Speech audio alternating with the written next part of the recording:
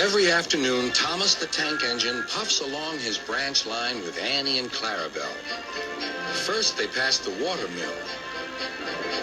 Next, they come to a big farm. Then, they can see a bridge with a village nestled either side of it. This is a special place.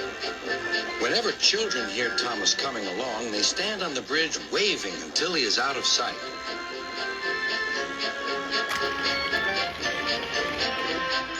One day, Thomas was running late. He had stopped at the signal before the bridge to talk to some new children. Percy the green engine was waiting too.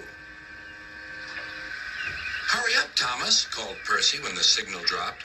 "If you're late, Sir Topham Hatt may get a new engine to replace you." He would never do that, thought Thomas, but he was worried. Next day, Thomas hurried along the line. Just ahead was the goods yard. There, on the platform, was an inspector waving a red flag.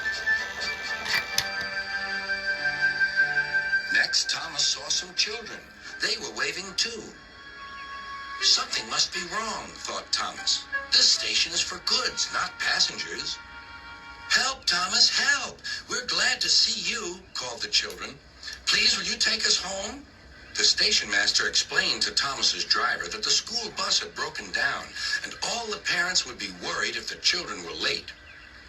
Thomas waited as the children walked down from the bridge.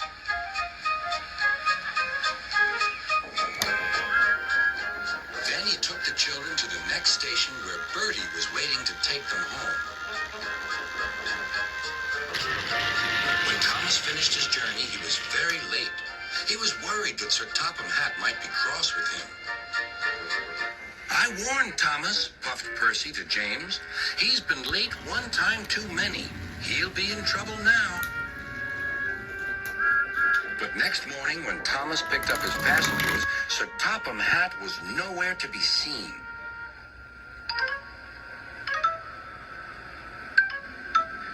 "Thank goodness," sighed Thomas.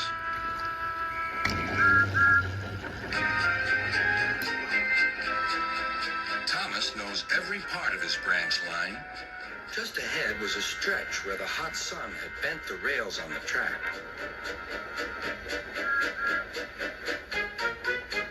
"Careful, Thomas," called his driver, but it was too late.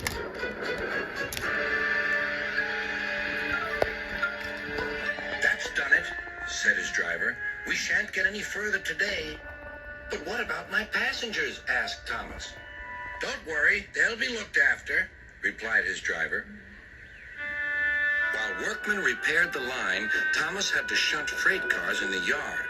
Bertie came to see him. "I understand you need my help again." "Yes, Bertie," replied Thomas sadly.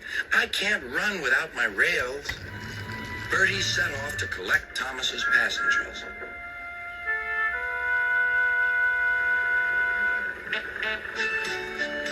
"Hello, Bertie," they said. "We're glad you're here."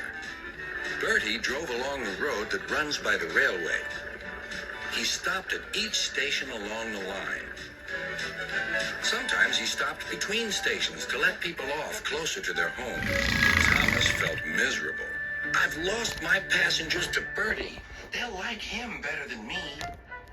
Sir Topham Hatt arrived. "Your branch line is repaired. I'm going to change your timetable so that you and Bertie can work together more." When Thomas reached the station, there to his relief were all his passengers. "Bertie is a good bus, but we missed our train rides with you," they said. Later, Thomas spoke to Bertie. "Thank you for looking after my passengers." "That's all right, Thomas. I like to make new friends, but I'm glad to share them with you." "You're a good friend indeed," replied Thomas, "and always will be."